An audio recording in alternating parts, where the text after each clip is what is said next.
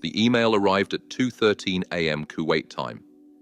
I remember the exact moment because I'd been staring at the ceiling fan in my contractor housing unit for hours, counting rotations instead of sheep. 22 years in the army had conditioned me to sleep through anything: mortar fire, helicopter landings, sandstorms that rattled windows like angry ghosts. But that night, sleep wouldn't come. Maybe some part of me sensed what was waiting in my inbox. A premonition of the bomb that was about to detonate my life from 7,000 miles away. I reached for my phone, squinting against its harsh blue light. There it was, sandwiched between a security alert from my bank and a newsletter from the VFW. Important, our marriage, Vanessa. My stomach dropped before I even opened it. 15 years of marriage, and my wife had reduced whatever she needed to say to an email subject line that looked like a business transaction. I tapped it open and read words that would forever divide my life into before and after. Daniel, I've filed for divorce. Papers have been sent to your mother's address. I need space to find myself again. Please respect my decision by not contacting me when you return. I've consulted an attorney who advised me to secure my financial future. I wish you well. Vanessa. 5 sentences. 62 years of life, a 24-year military career, and 15 years of marriage. All dismissed in 5 clinical sentences. No explanation, no apology, no room for discussion. I read it again and again, each time hoping the words might rearrange themselves into something that made sense. They didn't. When the shock began to recede, something in her wording triggered the tactical part of my brain, the part that had kept me alive through 2 tours in Iraq and 1 in Afghanistan. Secure my financial future. A cold wave of dread washed over me. I opened our joint account app with shaking fingers.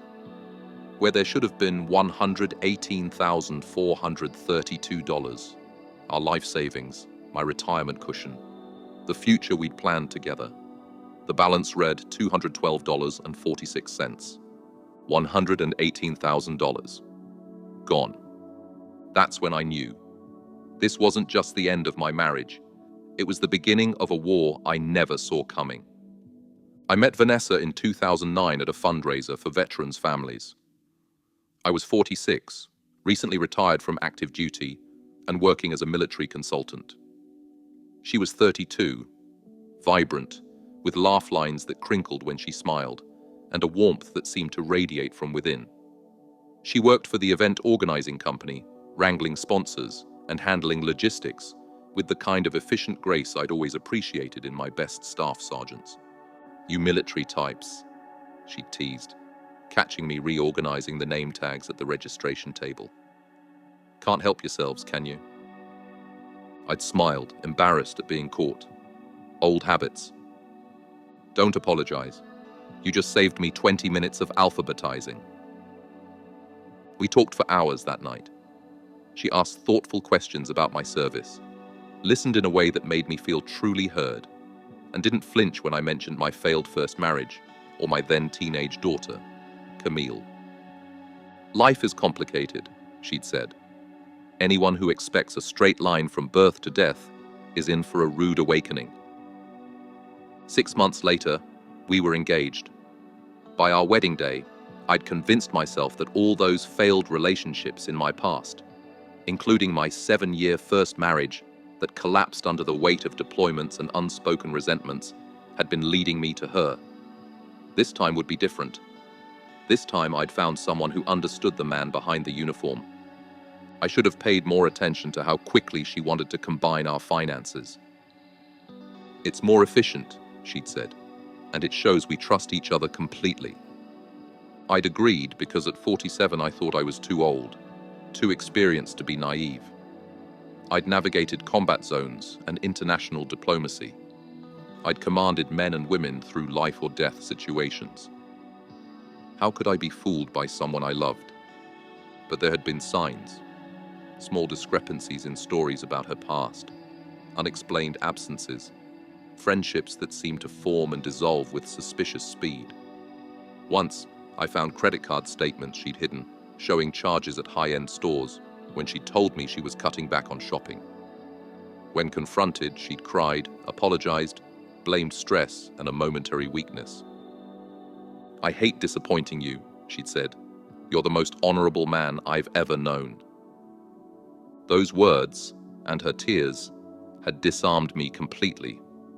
And when you're a career military man in your late 40s, and a beautiful woman 14 years your junior looks at you like you're her hero, it's intoxicating. It blinds you to red flags that, in retrospect, were waving so violently they could have signaled ships at sea.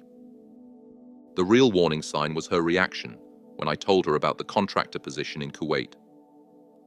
It would be 9 months abroad, my last hurrah in the region, where I'd spent so much of my professional life, but with better pay and safer conditions. We'd discussed it for weeks, weighing the financial benefits against the separation. "Take it," she'd finally said. "We could use the extra savings and you need this. One last mission, right?" Her smile hadn't reached her eyes, but I'd attributed that to natural disappointment about our separation. I'd kissed her, grateful for her understanding, oblivious to the calculation happening behind those eyes. "I'll miss you every day," I'd promised. "I'll be right here waiting," she'd responded. Another lie in a marriage apparently built on them. The morning after receiving Vanessa's email, I called our bank from Kuwait. The customer service representative confirmed what I already knew. $118,220 had been transferred to an external account 3 days earlier. Authorized by Vanessa Price. Legal, because her name was on the account. "I'm sorry, sir, but there's nothing we can do," the representative said gently. Joint account holders have equal rights to the funds. Next, I called our home number in Phoenix. No answer. I tried Vanessa's cell. Straight to voicemail. I emailed her. "Vanessa, we need to talk about this. Please call me." No response. I called my mother in Tucson. At 83, she didn't need this stress, but I had nowhere else to turn. "Oh, Danny," she sighed after I explained. "The papers came yesterday. I was trying to figure out how to tell you. Mom, did she give any warning? Say anything to you?" "Not a word, but..." She hesitated. "There's been a truck parked in your driveway for weeks. Marcy next door mentioned seeing Vanessa with a younger man. I didn't want to assume..." The pieces clicked together with sickening clarity. This wasn't a sudden decision. This was a coordinated exit strategy. I hung up and immediately requested emergency leave from my contractor position. 24 hours later, I was on a flight back to the United States, my mind cycling through the same thoughts. 15 years, $118,000, a stranger in my house. And underneath it all, the question that kept me staring out the airplane window as we crossed continents: how could I have been so blind? The taxi dropped me at the curb of what was no longer my home. The lawn I'd meticulously maintained before leaving was overgrown. An unfamiliar black truck sat in the driveway, jacked up on oversized tires, plastered with stickers for energy drinks and motocross brands. 20-something male, I profiled automatically. The soldier in me never quite turns off. I wheeled my luggage to the front door and tried my key. It didn't work. Standing on my own porch with jet lag clouding my thoughts, I felt a surge of something primal. I'd fought for this country, built this life brick by brick, and now I was locked out of my own home. I pressed the doorbell, hearing its familiar chime inside. Footsteps approached. A man opened the door, tall, muscled, with the kind of carefully groomed facial hair that makes me feel ancient. He looked about 30. "Can I help you?" he asked, with the casual confidence of someone who belongs exactly where he is. "I'm Daniel Price," I said. My voice sounded strange in my ears, too controlled, too quiet for the storm raging inside me. This is my house. Recognition flickered across his face, followed by something like embarrassment, quickly replaced by defiance. Look, man, he said. Vanessa told me you knew the situation. I'm not trying to get in the middle of anything, but she said the divorce was mutual. Where is she? I asked. Work. Listen, this is awkward as hell. Maybe you should come back when... I cut him off. Son, I just flew 17 hours from Kuwait to find a stranger in my house. I'm not coming back later. He shifted uncomfortably. Yeah, well, Vanessa changed the locks last month. Said you were cool with her keeping the house in the settlement. Settlement. As if anything had been settled. As if 15 years of marriage could be dismantled unilaterally while I was serving overseas. What's your name? I asked. Tyler, he replied, crossing his arms. Well, Tyler, here's what's going to happen. You're going to let me in to collect some of my personal belongings. Then I'm going to leave, and you'd better pray I don't see your truck in my driveway tomorrow. He smirked. Or what, old man? 24 years of military discipline is the only thing that kept me from showing this kid exactly what this old man was capable of. Instead, I pulled out my phone. Or I call the police and report trespassers in my residence. I have the deed in my name. Now step aside. Maybe it was the tone, the one I'd used with insubordinate soldiers half my age. Or maybe it was the mention of police. But Tyler's bravado crumbled. He stepped back, allowing me to enter what had once been my sanctuary. The house was different.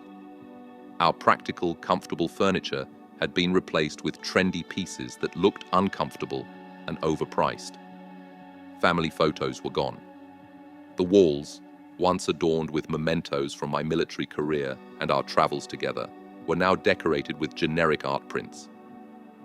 I moved through the rooms in a daze, gathering essentials, my father's watch, military service medals, photo albums, important documents I'd stored in my home office. The office itself had been converted into some kind of gaming room, with an elaborate computer setup and a large TV mounted on the wall. In the master bedroom, the room where I'd slept beside Vanessa for 15 years, men's clothes that weren't mine hung in the closet.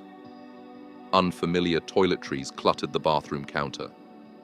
I grabbed what I needed quickly, not wanting to linger in a space that felt violated. As I packed these fragments of my former life into a duffel bag, Tyler hovered awkwardly. She said you guys just grew apart, he offered, as if that explained everything. Said you were married to the military more than to her. I looked at him, this boy who thought he knew anything about my marriage, about service, about commitment. How long? I asked. He looked away. 8 months. 8 months. The timeline crystallized. Vanessa had been planning this before I even left for Kuwait. Had probably been waiting for the opportunity. I zipped up the bag and headed for the door. Tell Vanessa my lawyer will be in touch, I said, and walked out of the house without looking back. In the taxi to my mother's home in Tucson, I finally allowed myself to feel the full weight of what had happened. I was 62 years old, with no wife, no home, and no savings. Everything I'd worked for had vanished in an orchestrated betrayal so complete, it left me breathless. For the first time since receiving that email in Kuwait, I put my head in my hands and wept. My mother's spare bedroom became command central for Operation Rebuild My Life. At an age when most of my peers were settling into retirement, I was starting over with nothing but a duffel bag of possessions and a military pension that had been intended to supplement, not replace, our savings. The first week was a blur of practical tasks. I hired a lawyer, Catherine Mills, a no-nonsense divorce attorney recommended by a former army buddy. She listened to my story with growing indignation. What Vanessa did wasn't just morally reprehensible, Catherine explained. Emptying your joint account, especially while you were deployed as a contractor, could constitute financial fraud. And changing the locks on a property that's in your name, that's illegal. Hope flickered for the first time since that email arrived. So I can get my money back? My house? We'll fight for both, she promised. But I need to be honest, these cases can get ugly and drag on. Are you prepared for that? I thought about Tyler in my house, sleeping in my bed. About Vanessa's calculated betrayal. About 15 years of what I now realized had been an elaborate performance. I've been through worse, I said, and I've got nothing but time. The legal battle that followed was indeed ugly. We filed for an emergency hearing regarding the house, financial fraud charges for the emptied account, and a counter-petition to the divorce filing that highlighted Vanessa's infidelity and financial misconduct. Vanessa fought back through her own attorney, claiming emotional abandonment due to my military career and final deployment. She argued that the money represented her fair share of our marital assets and that she'd changed the locks because she feared for her safety upon my return. A claim so absurd, it would have been laughable if it hadn't been so devastating. This was the woman who had once wrapped her arms around my waist as I showed her my military shadow box, who had traced the scars on my body with gentle fingers and called them badges of honor. Now she was painting me as a potential threat, using my service against me. The day we faced each other in court for the emergency hearing about the house was surreal. Vanessa sat across the aisle, immaculately dressed in a conservative blue suit that made her look like a different person from the woman I'd married. She avoided my eyes. Tyler was nowhere to be seen. As evidence was presented, the deed in my name, documentation of her changing the locks without notice, bank records showing the massive withdrawal timed precisely after I'd deployed to Kuwait. I watched the judge's expression shift from neutral to increasingly troubled. When it was over, the judge ordered Vanessa to vacate the property within 72 hours and return any removed possessions. It was a small victory in what promised to be a protracted war, but it felt monumental. That evening, sitting in my mother's kitchen, I received an unexpected call from my daughter Camille. She'd been traveling for work when everything imploded and had just heard what happened. "Dad?" she said when I answered, her voice tight with anger. "Mom told me what Vanessa did. I'm so sorry." At 35, Camille had grown into a remarkable woman, strong, compassionate, with her mother's artistic talent and what she called my stubborn integrity. Our relationship had weathered its own storms during and after my divorce from her mother, but we'd found our way back to each other through honest conversations and mutual respect. I should have seen it coming, I admitted. There were signs. "Don't do that," she said firmly. "This isn't on you. She took advantage of your goodness, Dad, and your absence." Still, 15 years? 15 years where you were loyal and she was planning an exit strategy, Camille interrupted. "I'm flying to Tucson tomorrow. You shouldn't be alone right now." As I hung up, I realized this was the first time in my adult life where I was accepting help rather than providing it. It felt strange, uncomfortable, but necessary. Some battles can't be fought alone. 3 days later, I stood in the driveway of my house, legally mine again, watching as Tyler loaded the last of his belongings into his truck. Vanessa supervised, giving me glacial looks as I waited on the sidewalk. When they finished, Vanessa approached me, key in hand. Up close, I could see the careful makeup covering tired eyes. For a moment, I glimpsed the woman I thought I'd married. "I never wanted it to end like this," she said, holding out the key. I took it without touching her fingers. "Yet you planned it meticulously." She looked away. "You were never really there, Daniel. Even when you were physically present, part of you was always back in those war zones." "So you found someone who's fully present?" I nodded toward Tyler, who was pretending to be busy with something in his truck. Or just someone who doesn't question the shopping sprees and hidden credit cards? Her eyes flashed. I deserve happiness. You deserved honesty, I corrected. If you were unhappy, you should have said so. If you wanted a divorce, you should have told me to my face. If you wanted your share of our savings, you should have negotiated fairly. But you chose theft and betrayal instead. It wasn't theft, she hissed. I earned that money too. Then why wait until I was 7,000 miles away to take it? Why the secret boyfriend? Why the locks? You didn't just want out, Vanessa. You wanted to hurt me. She had no answer for that. After a moment, she turned and walked to Tyler's truck. Before getting in, she paused. For what it's worth, I did love you once, she said. I watched them drive away, those words echoing in my head. For what it's worth. As if 15 years could be dismissed with a half-hearted acknowledgement of former feelings. Standing alone in the driveway, I realized I felt nothing. Not anger, not sadness, not even relief. Just a hollow emptiness where love had once resided. Inside, the house was in disarray. Some of my possessions had been returned as ordered, piled haphazardly in the living room. Others, including family heirlooms and irreplaceable mementos, were conspicuously absent. More battles for another day. I walked through each room, cataloguing differences. The gaming setup was gone from my office, leaving bare walls and empty shelves. The master bedroom had been stripped of everything but the mattress. The kitchen cabinets were half empty. In the backyard, the vegetable garden I'd lovingly maintained before Kuwait was dead. Withered tomato vines and dried out herbs, testament to neglect. This hollow shell was what remained of the life I'd built. Standing in the barren living room, I realized I didn't want to sleep here. Not yet. Maybe not ever again. I pulled out my phone and called Camille, who had arrived at my mother's house that morning.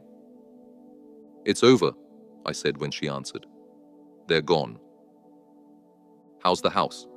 She asked. I looked around at the remnants of what had once been my sanctuary. It's just a building now, I replied. Then sell it, she said simply. Start fresh somewhere without those memories.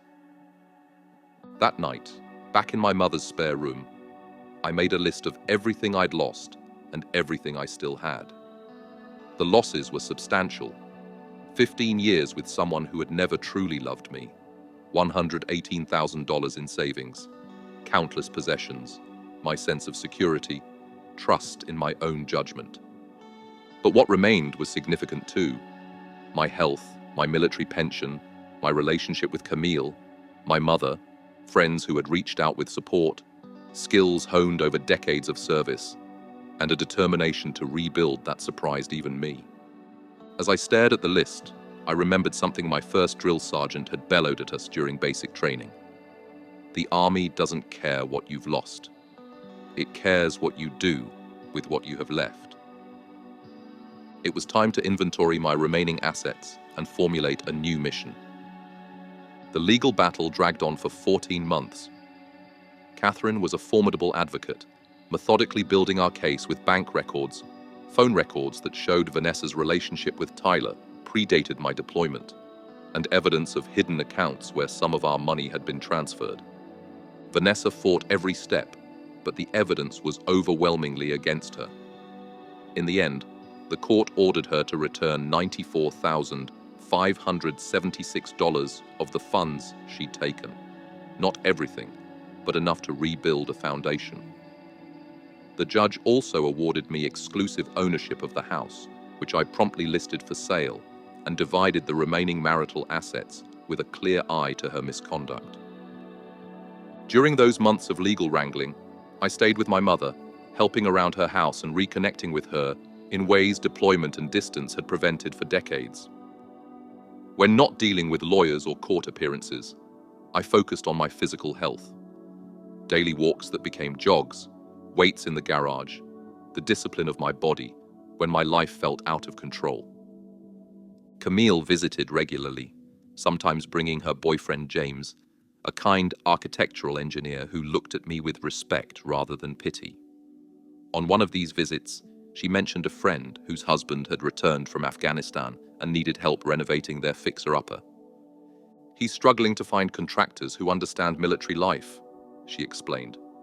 "Someone who won't ask intrusive questions about his service or trigger him with unexpected noises." I could help, I offered, more out of politeness than genuine interest. Camille's eyes lit up. "Would you? Dad, that would be amazing. Your renovation skills are incredible, and you speak their language." I demurred. "I'm a bit old to be swinging hammers for a living." "Age is just a number, Dad," she said, echoing words I'd told her many times. "And veterans helping veterans, isn't that something you've always believed in?" A week later, I met Ryan and Michelle Lawrence. Ryan had served in Afghanistan as an Army Ranger and returned with both physical and invisible wounds. Their modest home needed significant work to accommodate Ryan's mobility issues and create the quiet spaces he needed for his PTSD recovery. As Ryan showed me around, speaking in the shorthand of someone who assumed I understood his experiences, I felt something stir within me. Here was purpose, not in the grand world-changing way of my military career, but in the tangible improvement of one family's daily life. I agreed to help with their renovations. What began as a favor for Camille's friend evolved into a regular arrangement. Ryan spread the word among his veteran support group, and soon I was fielding calls from other military families needing home modifications. 6 months after selling my house, with the legal battle finally settled and most of my money recovered, I made a decision. I used part of the proceeds to purchase a small rancher in Tucson, not far from my mother. The rest I invested in starting price point renovations, specializing in home adaptations for veterans and active duty military families. At 63, I became an entrepreneur. I hired 2 young veterans as apprentices, both skilled in construction and understanding of military life. We worked steadily, building a reputation for quality craftsmanship and sensitivity to the unique needs of our clients. The business wasn't just about physical renovations. Often, I found myself sitting with clients, sharing war stories, discussing the challenges of reintegration, offering the perspective of someone who had navigated both military and civilian lives for decades. Those conversations became as important as the actual construction work, a form of healing for them, and, unexpectedly, for me. One evening, after finishing a wheelchair ramp for a Marine who had lost both legs in Iraq, he offered me a beer on his newly accessible porch. "You know what's different about your company?" he asked as we watched the sunset. "Other contractors treated me like a charity case or a paycheck. You treated me like a fellow soldier." "We are," I replied simply. He nodded, understanding the present tense. Some things you never stop being. As we sat in companionable silence, I realized I hadn't thought about Vanessa all day. The acute pain of her betrayal had gradually transformed into something less consuming. A dull ache that flared occasionally, but no longer defined my daily existence.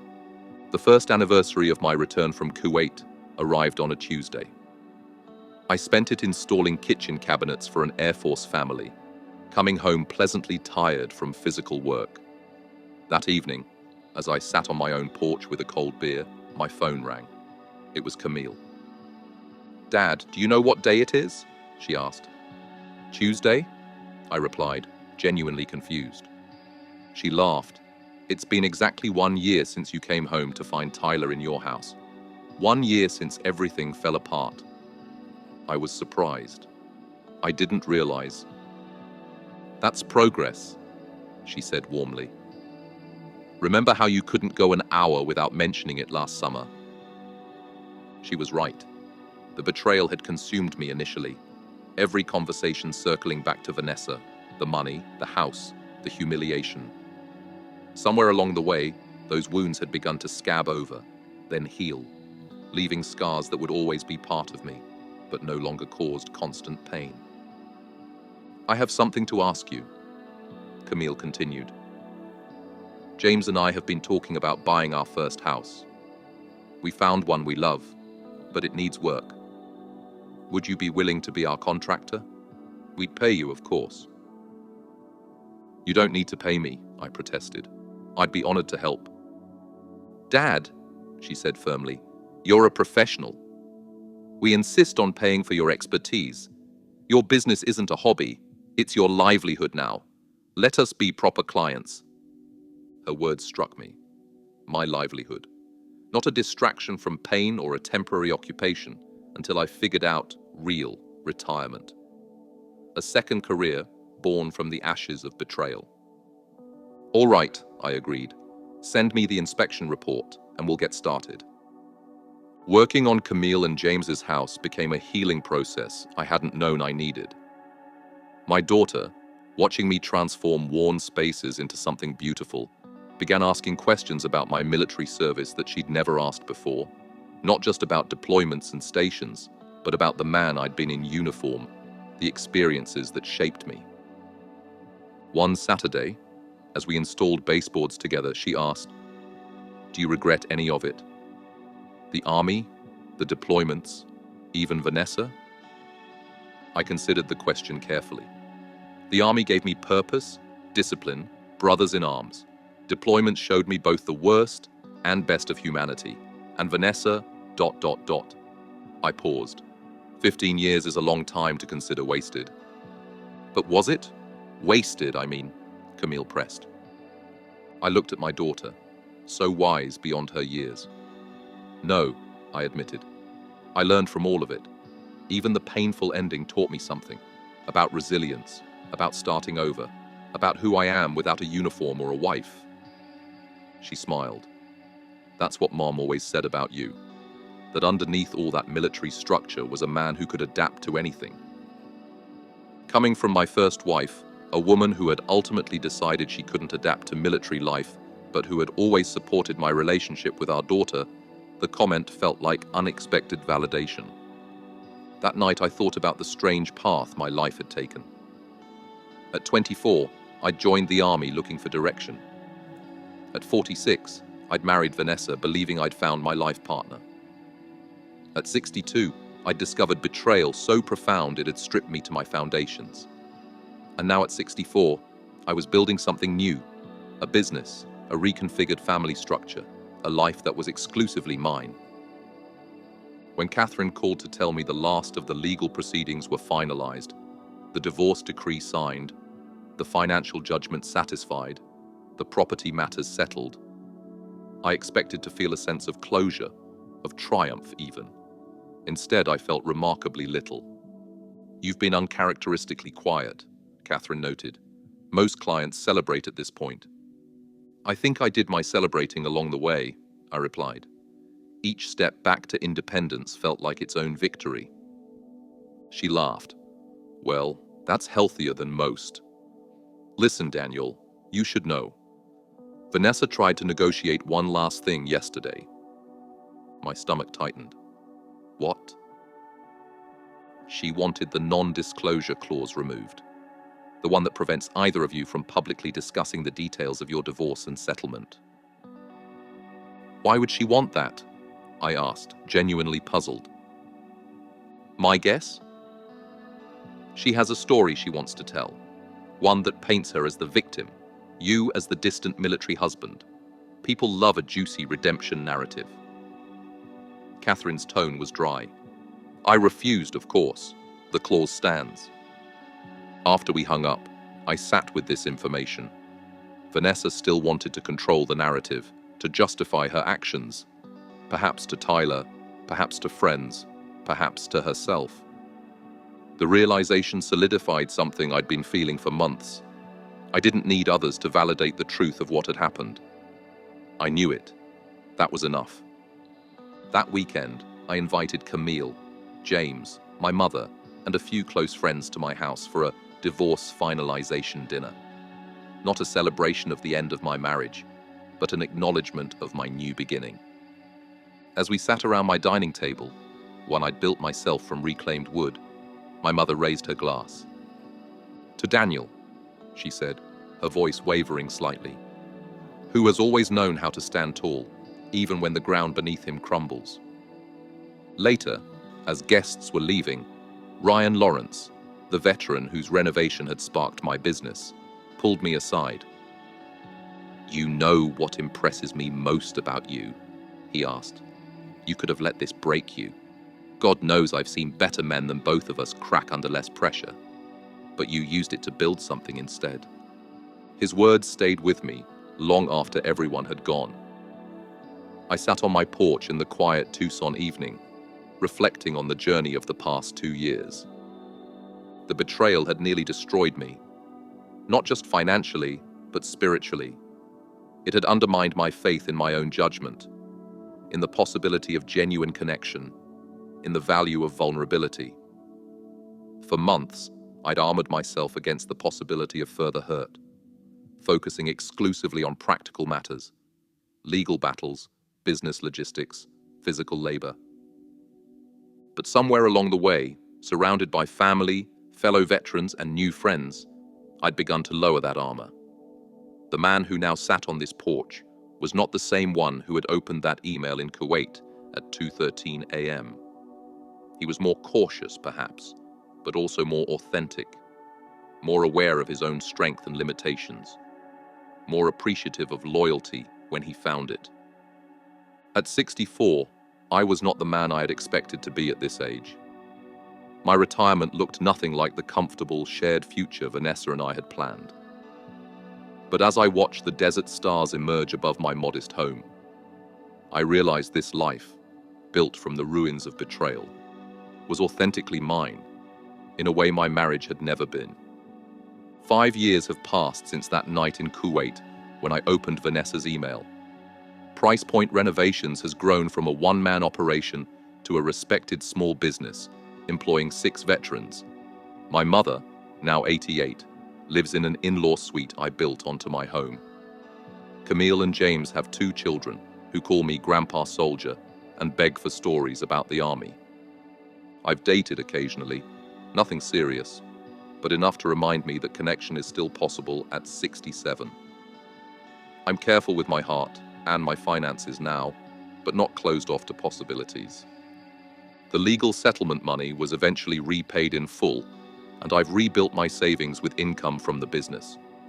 It's not the retirement cushion I once had, but it's secure, in accounts bearing only my name. Last month, I received a friend request on Facebook from Tyler. Curiosity led me to accept it, and I scrolled through his profile with a strange detachment. He and Vanessa were no longer together. His relationship status listed as single, his posts hinting at another painful breakup. I felt no satisfaction in this knowledge, only a quiet acknowledgement that patterns tend to repeat themselves. I declined the friend request and blocked both his and Vanessa's profiles. Not out of lingering anger, but because there was nothing left to say or see. Their chapter in my life was closed. If there's wisdom I've gained from this experience, it's this. At any age, betrayal can devastate you, but it doesn't have to define you. Financial security matters, but even when it's stripped away, the core of who you are remains. And sometimes, the life you rebuild from ruins turns out to be more authentically yours than the one you thought you wanted. For those facing similar situations, especially veterans whose service creates distance that unscrupulous partners might exploit, I offer these hard-earned lessons. Maintain separate accounts alongside joint ones, particularly during deployments. Trust is essential in marriage, but financial independence is prudent. Document everything, especially large joint purchases and agreements made before separation. Consider a prenuptial agreement, even in second marriages, not as a vote of no confidence, but as protection for both parties. Build a support network beyond your spouse that includes family, friends, and fellow veterans who understand the unique challenges of military life.